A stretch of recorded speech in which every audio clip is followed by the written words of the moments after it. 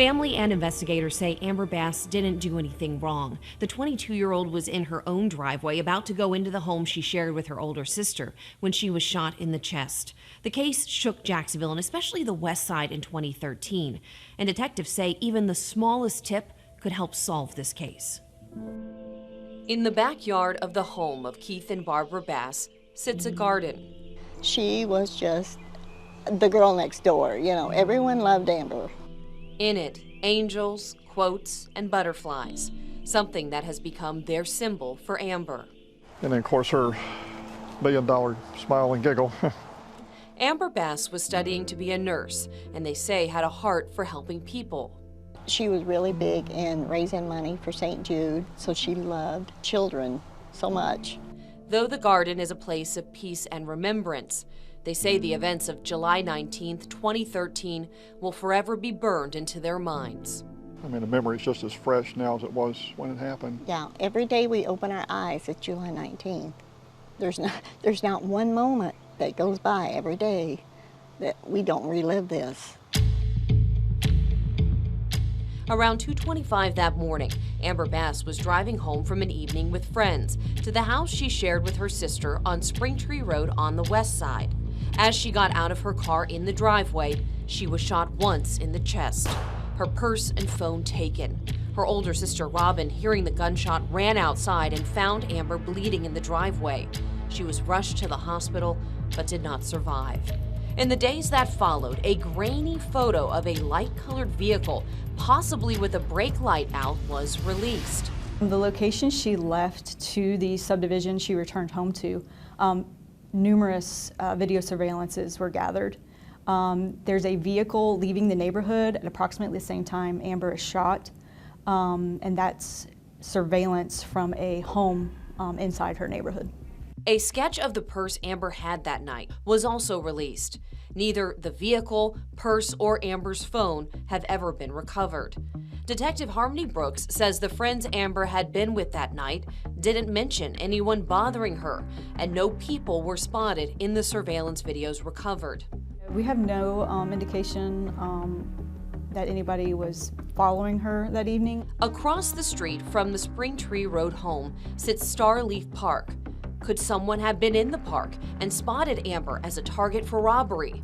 It's one theory that was investigated. Other people involved in violent crimes that same evening were also investigated to see if there was any connection to Amber's murder. There were numerous leads that came in, and all of those were exhausted. Nothing could prove to anybody particular that they were the suspect or suspects. Detective Brooks says with it likely being a random attack, that makes it more challenging for them. They still have a single shell casing left at the scene, but say this case comes down to people in the community, and even a small tip could help this investigation. Please do not assume that we have that tip. We're 11 years later, it's new people looking at the case. Just please don't make the assumption that you know something and that the detectives also know the same thing. We just ask that we would love if you flooded us again with the same tips. The wait for answers has been tough for Amber's family. They say their hearts will never be whole again, but an arrest in her case could help them begin to heal. And now Robin she doesn't have a sister. You know, we don't have a baby girl. Never walk her down the aisle and never see her. Exactly. I mean, there's so much gone that can't be replaced. But it would help us so much just to have a little bit of comfort knowing that someone is held accountable for what has happened. And I know someone knows something.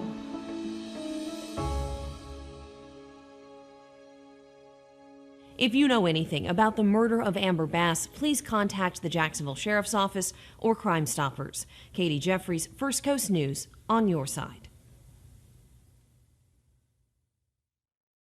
What happened to Jonathan Hagans 56 years ago is still a mystery. It was meant to be a fun visit to the beach with his family, but it turned into a nightmare. And though some police at the time thought he drowned, his family is adamant that he was taken. Blonde hair, blue eyes, 3 years old. On the website for the National Center for Missing and Exploited Children, go all the way back to the beginning of Florida cases, and a black and white photo of a young boy sits at the front of the line. Just a night of panic and horror. 3-year-old Jonathan Hagans, known as John John. It is the oldest missing child case in Florida and one of the oldest in the nation.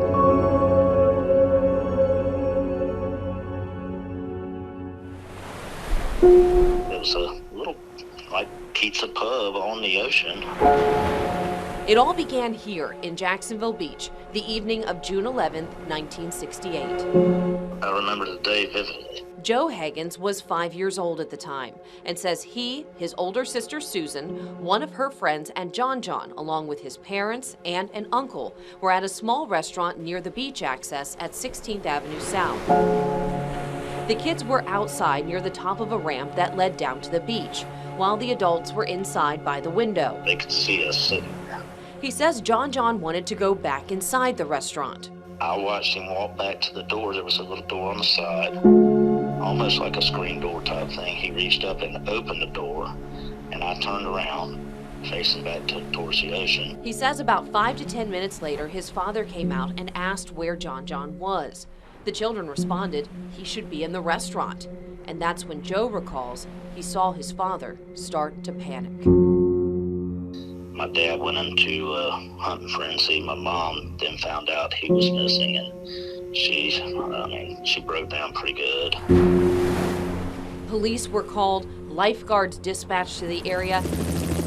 Even the Navy sent a helicopter to search, but there was no trace of John John. Searches of the water continued for 5 days, but no body was ever recovered. Though his parents were told he had likely drowned, Joel Hagans says his parents didn't believe that was the case.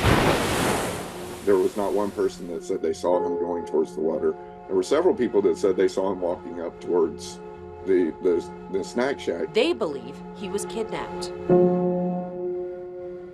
There's a lot of roadblocks to a case that's this old. Detective Corporal Yvonne Warren with the Jacksonville Beach Police Department says in the 56 years since this happened, the landscape has changed at the 16th Avenue South access. Witnesses have died or their memories faded. So she has poured through the reports from multiple investigators over the last 5 decades, especially witness statements from that night. And if Susan was down closer to the water, she doesn't report seeing him down by the water. Not according to the reports that I've seen. Is there anybody that reported seeing John John talking with anybody towards the restaurant or walking with anyone at any point? Not that I'm aware of, not that I've seen in any of the reports from back then. He had seemingly vanished, and until there is proof he died, she says they will continue to investigate it as a missing persons case. This is an age-progressed photo of what Jonathan Hagans may look like today. He would be 59 years old. The Hagans family says they are hoping DNA databases could help. My brother Joey and my sister Julie both have their DNA in the database. So far, there have been no matches. But Detective Corporal Warren says in addition to DNA, she hopes exposure of this case will help bring in new leads, that someone might remember John John's face from 1968. I'd think back to then and see if did somebody show up with a child that didn't have a child before. Maybe they made up some story that they had to take in a child. If there's something where somebody showed up with a child at that time that they never had before and that child is him, then I would hope that somebody could see this, remember this, and call us.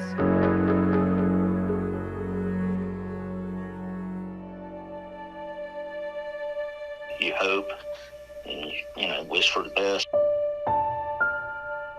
And hope is what the Hagans family has held on to through the decades. The hope that John John is still alive. The hope he realizes who he is. And the hope that they will be reunited after 56 years. We've definitely not given up hope. We're still optimistic, but you know, we do realize that the odds are stacked against, you know, finding him. If you know anything about the disappearance of Jonathan Hagans, contact the Jacksonville Beach Police Department. Katie Jeffries, First Coast News, on your side. It was January 20th, 1990. A couple from Fernandina Beach was on a hike in Little Talbot Island State Park when they saw a body. The elements and time had reduced the body to just skeletal remains. We later on during the investigation, we revealed that he had been deceased approximately 6 months. He had been shot and left in the brush about a quarter mile off the trail. The man had no ID on him, and there was no way to do fingerprints. But this sketch was created of what he may have looked like, and investigators searched through reports. We checked missing persons report with the Jacksonville Sheriff's Office. Teletypes was sent out to surrounding agencies, and nothing matched the description of the victim. Detective Travis Oliver says the man was white, believed to be at least 50 years old, between 6'2" and 6'4", wore a size 13 shoe, and had a 40-inch waistline. He also had extensive dental work and appeared to be in work clothes.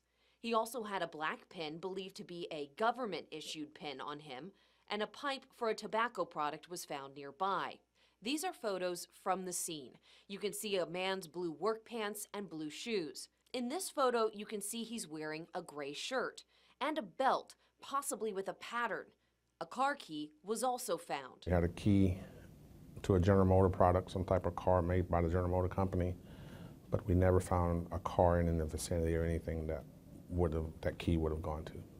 Detective Oliver says the man's DNA has been added to crime databases, but there have been no results so far. They are hoping that by releasing these photos and details, someone out there might recognize who this man could be. Then a deeper investigation into his murder can begin.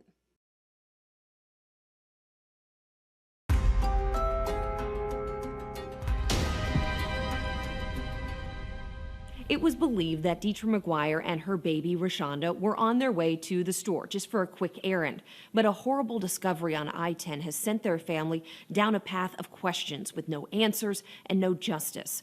But detectives in Columbia County are still investigating this case, and they say they won't give up. I-10 can be a monotonous drive, a rarely changing scenery of trees and pavement for miles. But on the evening of November 2nd, 1988, around 9 p.m., the Columbia County Sheriff's Office got a call from a truck driver. A toddler was found dead on I-10 westbound just north of Lake City. Blood-stained pavement and the toddler's injuries indicated she was likely thrown from a moving car. At the time, the Sheriff's Office did not know who the baby was, the name of the child. So the child was listed as Jane Doe. The next day, the Columbia County Sheriff's Office got another call, this time to report that 2 people were missing, a mother, Demitri Maguire, and her daughter, Rashonda. The Sheriff's Office took pictures of the child that was found on I-10 to the family of the missing persons report, and they were able to identify the child that was found on I-10 as Rashonda Maguire. Sergeant Joshua Green with the Columbia County Sheriff's Office says reports from 1988 indicate Demitri Maguire and her daughter Rashonda were last seen on November 2nd around 7 p.m. leaving their Gatorwood Apartments home in Lake City. 3 hours later, Rashonda's body would be found. A search ensued to find Demitri Maguire or her body. Cadaver dogs searched the woods of I-10 but turned up nothing. Then came a break. Dietrich's car was found at the L&G truck stop in Ellisville, a small town between Lake City and Gainesville. Locked up, parked, and Sergeant Green says there was no sign of struggle inside or outside. Dietrich's purse still inside, but Demitri had seemingly vanished. Demitri, even though her body's never been found, you do believe this is a homicide. She was killed. I do believe it is a homicide.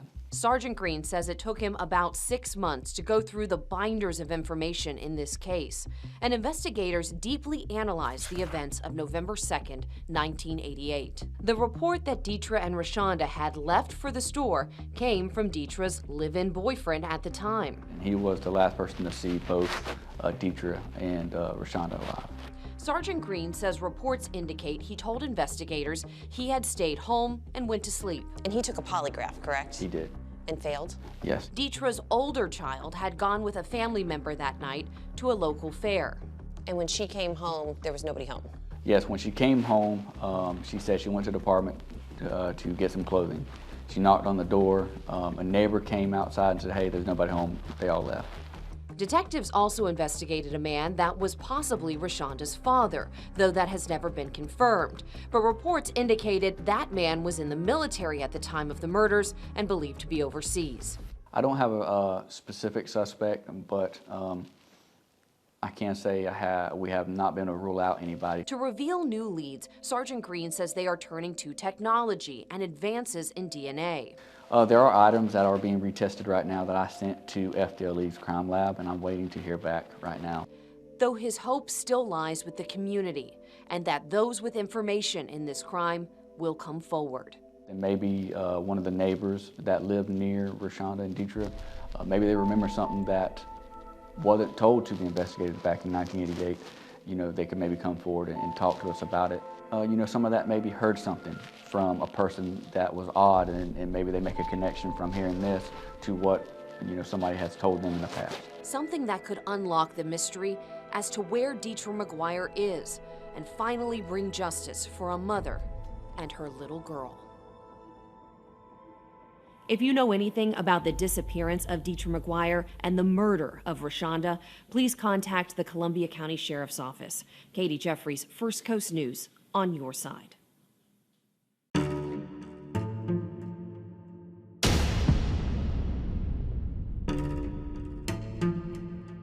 When the Bradford County Sheriff's Department took over for the Stark Police Department, it inherited many of its open cases, and that included a murder case, something that started out by looking like a home burglary, but turned into a homicide. Just down 301 sits the town of Stark. So trying to keep a secret in a small town is impossible. Population just under 6,000. So the fact that nobody has talked about this is very rare. Also rare here, murder. Detective Corporal Michael Garman with the Bradford County Sheriff's Office says the county usually only sees 1 to 2 homicides a year. And with the closure of the Stark Police Department, the 2020 murder of Demitri Blunt is now his case. It was July 19th, 2020. A neighbor noticed a window broken at a home on East Washington Street and knew the homeowners were on vacation. He called police, thinking there had been a burglary, but inside they found the body of 28-year-old Demitri Blunt. Officers established Blunt had no connection to the homeowners or the house. So what was he doing there? They're able to pull some surveillance footage from the residence that actually has security cameras, and they find out that it wasn't a burglary at all, that the gentleman was trying to take refuge inside the residence after he'd been shot outside the residence. He says the surveillance showed around 3:30 in the morning, a black sedan rolled up to the stop sign in front of the home. A sedan sits there for a few minutes, and you're able to observe Mr. Demitri walking towards the black sedan down the street right in front of the residence. Does it look like he's walking towards the car as if he recognizes it, or is he just walking past it like he's walking somewhere else? The video is really inconclusive on that. It doesn't look like he's shying away from the vehicle, but it also doesn't look like he's walking directly at the vehicle because he knows the vehicle. As Demitri gets closer, Detective Corporal Garman says muzzle flashes of gunshots appear. Demitri shot 3 times, fires back, then runs towards the side of the house. When we covered this story in 2020, Demitri Blunt's girlfriend, Aisha Mitchell, told us that around 10 p.m. the day before, he had been in a fight in another part of town. They end up fighting. We all broke it up. Why Blunt was on East Washington Street around 5 hours later is unclear, according to Detective Corporal Garman. But he says investigators were able to find this car about 2 days later, and evidence was recovered. But more is needed. So how can the public help you all with this case? Just coming forward with any information that we have. You know, this is a smaller community, and typically things like this people will talk about. Mitchell told us in 2020 that she and Demitri shared 3 young children, and she was devastated. They lost their father. They got a daddy that was so good to all of us. He didn't deserve that because they didn't even know him to do that to him. And now my kids ain't gonna have no daddy. Answers for family, and so investigators can close this case. Closure for the community, closure for their family, and getting some bad guys off the street. If you know anything about the murder of Demitri Blunt, contact the Bradford County Sheriff's Office. Katie Jeffries, First Coast News, on your side.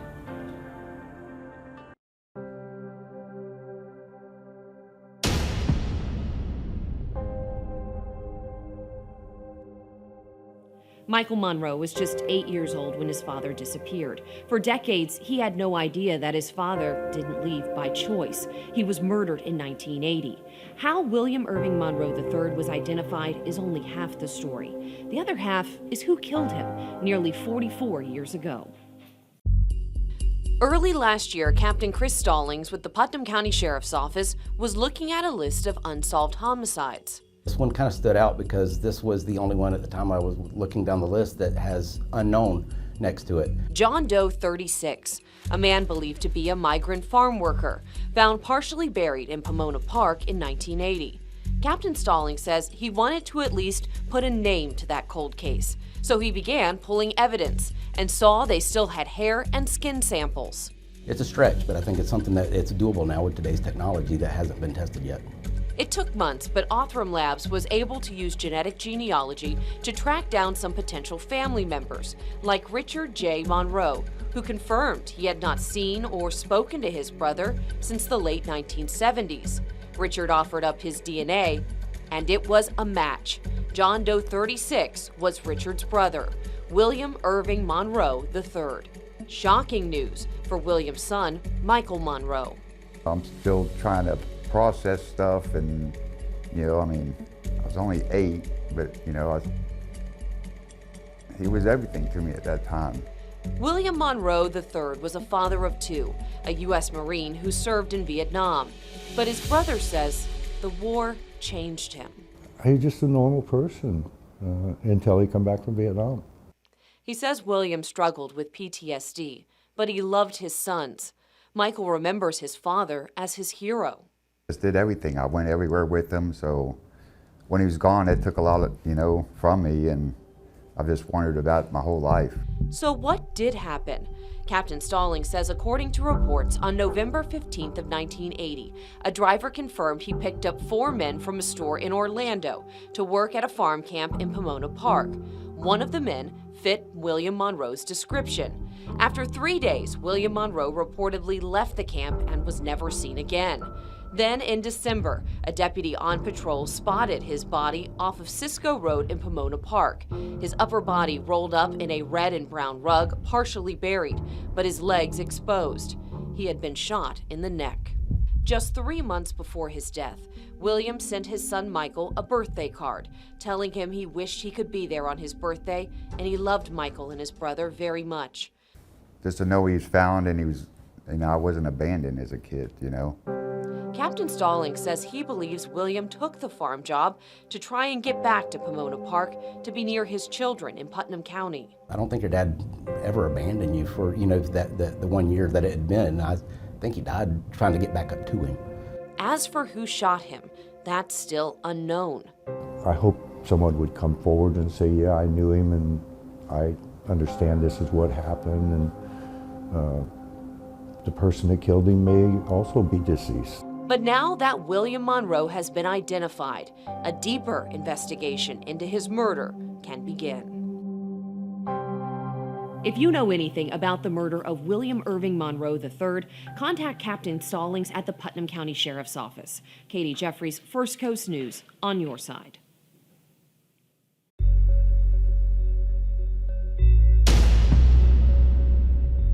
Detective Daniel Cassani says it is a case that is frequently on his mind, especially on a day like today, May 3rd. It marks 3 years since Eric Paul Akridge was last seen alive. Just hours before he disappeared on May 3rd of 2021, Eric Paul Akridge, who went by Paul, left a foreboding message on his sister's voicemail. If you're ever wanted by a million people, you're gonna know what it's about. Paul Akridge had been worried someone was after him. 3 days before he went missing, Selena Julius says she spoke with her brother on the phone. So he said, Selena, they are going to get me. and when they do, you will not have me. He said, they will probably kill me. And he said, I do not want you to live out the rest of your life not knowing what happened to me. She asked him who. He referred to a group of people that he thought, he didn't give any names, and he was trying to figure that out himself. She knows he spent the morning of May 3rd, 2021, working on his car in the country living neighborhood in Melrose. He then went to his parents' home to borrow their car and drove to Palatka for car parts. Then at 3:09, he left a voicemail. If you're ever wanted by a million people, you're gonna know what it's about. 6 minutes later, he left another voicemail, telling his oldest sister he was coming to her house. The problem with your neighborhood is getting in and out of there. I can make it somewhere down the road from there probably eventually, and I'll call you. The last image of Paul was captured by a surveillance video at 5:10 p.m. at his sister's Keystone Heights home. Hat on and face covered, dropping off his parents' car. From here, he vanished. We drove the roads looking for him, looking in dumpsters, looking in woods, looking in lakes, looking in ponds. We've gotten nowhere. That's the hardest part. His family reported him as missing to the Clay County Sheriff's Office. The case is now in the hands of Detective Daniel Casani, who says he believes after Paul left his sister's home, he was met with foul play. So somebody picked him up and took him somewhere where something possibly happened to him. Detective Casani says Paul was a man who loved his family, but he struggled with addiction to narcotics, an issue his family acknowledges. His mother, Denise Akridge, says growing up, he was a happy, competitive young man who played college baseball and was closely bonded to his family. But addiction got a hold of him. He got off on the wrong road, but he spent many years on the right road, and he made many, many friends. At the time of his disappearance, Paul did have active warrants out for the sale of narcotics, but Detective Casani says early on he felt something was wrong. What was the red flag that made you think this isn't a situation where he's just hiding, this is a situation where there's foul play? There were way too many stories of something happening to Paul and somebody doing something to Paul. Also the fact that he was very close with his family. He would speak to them, even, if he's using drugs, he would speak to them all the time, weekly, daily, and it was weird for him to go that long with no contact with family. He says he believes Paul was murdered in a robbery gone wrong, and even after 3 years, he still considers it an active investigation. We do have a certain group of people that we're looking into that kept company with Paul, that were heavily involved with Paul's narcotic use and distribution, that we're still actively looking into those people. And he wants to hear from those in the community who have firsthand knowledge of what happened. It's something Paul's family prays for every day. I could just end it and find him. If they would just let us not wake up every day with this aching heart of searching for him. We could put it behind us and move forward, or we feel like we could. The pain will always be there, but it's so hard. And his mother could finally lay her son to rest. I'm at the end of my days, so to speak, and I would like to know, what happened to my son.